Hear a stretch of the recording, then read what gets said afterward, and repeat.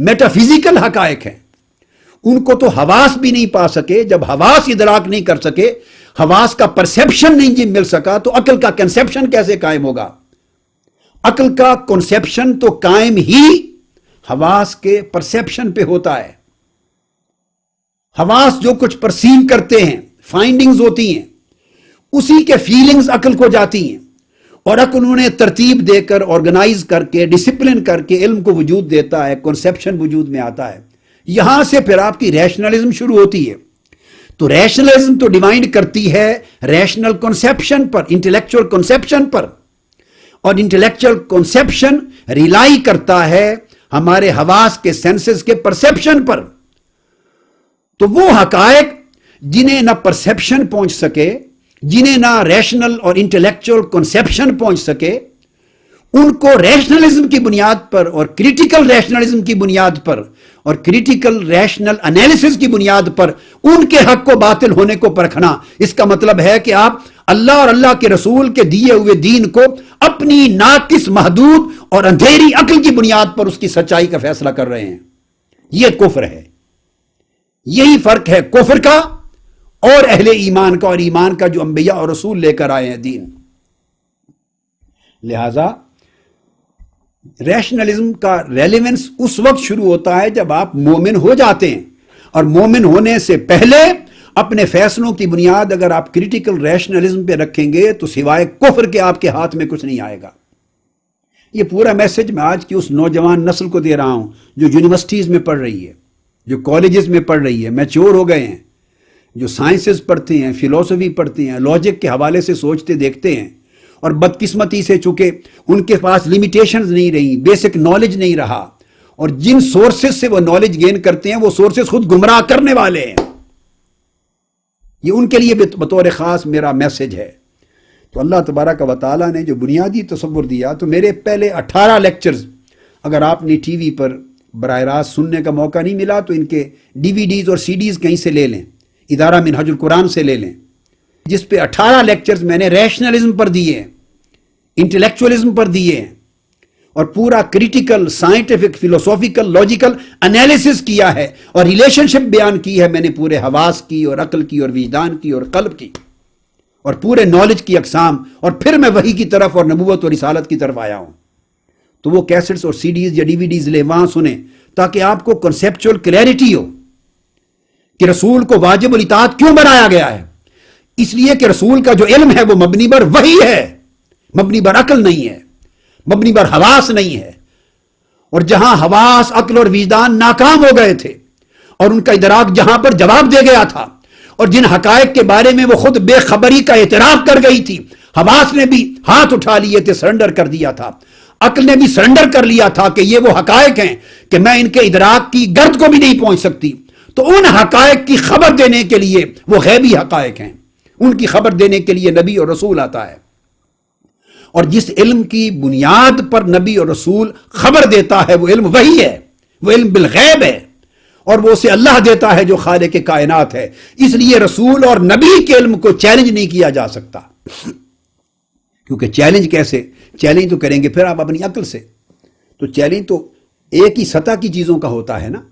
آپ چیلنج کریں گے یا اپنی سملر لیول کی کسی چیز کو، یا اپنے سے لوور لیول کی کسی چیز کو. جو چیز آپ سے ہائر ہے اسے کیا چیلنج کریں گے؟ جس کو آپ سمجھ ہی نہیں سکتے اسے کیا چیلنج کریں گے؟ جو آپ کے ادراک اور فہم اور بصیرت سے بھی ماورا ہے اسے کیا چیلنج کریں گے؟ چونکہ آپ تو خود سمجھ ہی نہیں رہے اس کو. جس کی آپ کو سمجھ ہی نہیں اس کو کیا چیلنج کریں گے؟ تو میں نے اس کے اوپر اوائل لیکچرز میں مثالیں دی تھیں. آپ تو اے بی سی ان لیٹرز کو چیلنج نہیں کر سکتے، حالانکہ یہ نیری ٹریڈیشن ہے، اس میں کوئی ریشنلزم نہیں ہے. اگر آج آپ سے میں کہہ دوں کہ اے کو بی کیوں نہیں کہتے، سی کو ایل کیوں نہیں کہتے، ایل کو ایم کیوں نہیں کہتے، زیڈ کو ایکس کیوں نہیں کہتے، وائی کو او کیوں نہیں کہتے، why are these letters these نومن، کیوں؟ Why A B C D, یہ ترتیب کیوں ہے؟ ان کے یہ نام کیوں ہے؟ نام بدل دو. آپ کہیں گے نہیں. اگر میں کہوں ترتیب بدل دیں، A D F B L X Y Z O M P, یوں ترتیب بنا دیں، آپ کہیں گے نہیں. میرا کوشچن ہے کیوں؟ کیا ریشنل جواب ہے آپ کے پاس؟ ریشنلزم کیا کہتی ہے؟ ریشنلزم سرنڈر کر جاتی ہے وہ آپ کو ٹریڈیشنلزم کا راستہ دکھاتی ہے، ٹریڈیشن بتاتی ہے. وہ کہتی ہے نہیں، ٹریڈیشن یہ ہے، جو بانی ہیں، فاؤنڈر ہیں اس لینگویج کے، انہوں نے ترتیب یہ دی ہے، لینگویج بنانے والوں نے یہ بتایا ہے، ان لیٹرز کے یہ نام انہوں نے رکھے ہیں جنہوں نے زبان بنائی تھی. تو آپ زبان بنانے والوں کے بنائے ہوئے قواعد کو چیلنج نہیں کر سکتے، تو اس کے قواعد کو چیلنج کرتے ہیں جس نے آپ کو بنایا ہے اور ساری کائنات کو بنایا ہے. کتنے افسوس کی بات ہے. یہ زبان کے بانے والے جو خالق ہیں زبانوں کے، ان کو چیلنج نہیں کر سکتے، اور جو خالق کائنات ہے اس کے علم اور وحی کو اور اس کے نبی اور رسول کے علم کو چیلنج کرتے ہیں. یعنی تھوڑا سوچئے کتنا ارریشنل ہے. جس کو ہم ریشنلزم سمجھتے ہیں وہ خود ارریشنلزم ہے. اسی طرح میں نے آپ سے کہا تھا کہ یہ بے شمار چیزیں ہیں، فنڈامنٹل پرنسپلز ہیں اور میتھمیٹیکل پرنسپلز ہیں، سائنٹیفک پرنسپلز ہیں، فارمولاز ہیں. مختلف نام آپ نے سائنس کیمسٹری میں دیے ہوئے ہیں مختلف عناصر کے لیے، سمبلز دیے ہوئے ہیں، پھر فارمولاز دیے ہوئے ہیں، پھر میتھمیٹیکل فارمولاز ہیں، پھر کیمسٹری کے فارمولاز ہیں، پھر فزکس کے فارمولاز ہیں، جس کے اوپر پورا کا پورا آپ کا علم اور تصور قائم ہوتا ہے. تو آپ کچھ بیسکس کے بعد آگے چلتے ہیں. بیسکس کو کبھی آپ نے ریشنلی نہیں مانا، وہ ٹریڈیشن سے مانا ہے. بیسکس کی بات کر رہا ہوں.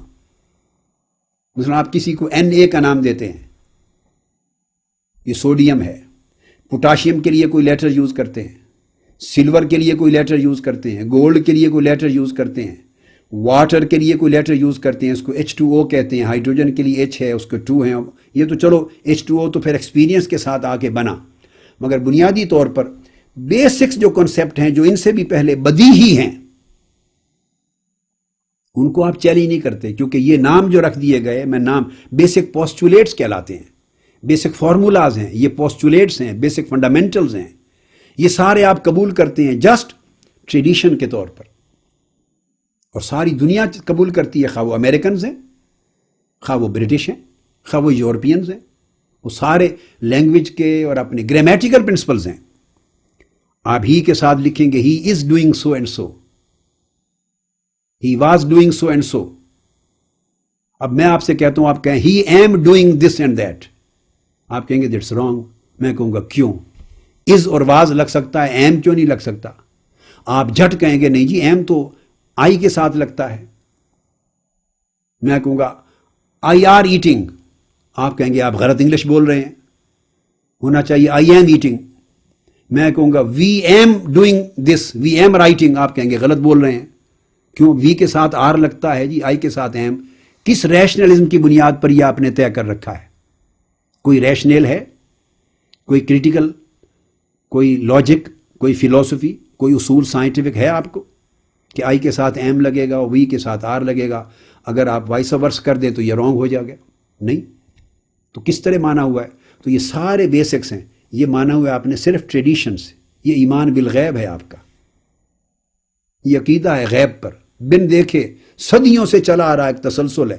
تو حیرت کی بات ہے کہ بڑا سے بڑا عقل پرست آدمی اور دین کو اور سنت رسول کو اور وحی کو چیلنج کرنے والا، مذہب کو چیلنج کرنے والا عقل پسند، عقل پرست آدمی ایک سٹیج پر آئے، اس کو کھنگالیں تو اس کی ساری زندگی روایت پرست ہے. اس کے نالج کا آدھا حصہ روایت پر قائم ہے. کبھی اس کو بھی چیلنج کیا؟ آئیں پھر اگر کوئی نئی فیشن کی بات کرنی ہے تو پھر انگلش کی گرامر کو ستیہ ناش کر دیں، اوپر نیچے کر دیں، پھر ساری نئی گرامر کریٹ کریں، کوئی قبول کرے گا؟ تو جب آپ اپنی انگلش گرامر میں ایجادات نہیں کر سکتے، کیوں؟ اس لیے کہ جنہوں نے بنائی ہے انہی قواعد کا احترام کرنا، ان کو ماننا ٹریڈیشن کے طور پہ، اس کے بعد آپ کی ریشنل آگے چلے گی کہ کیا رائٹ ہے اور کیا رانگ ہے. رائٹ اور رانگ کا فیصلہ اس کے بعد آگے شروع ہوگا.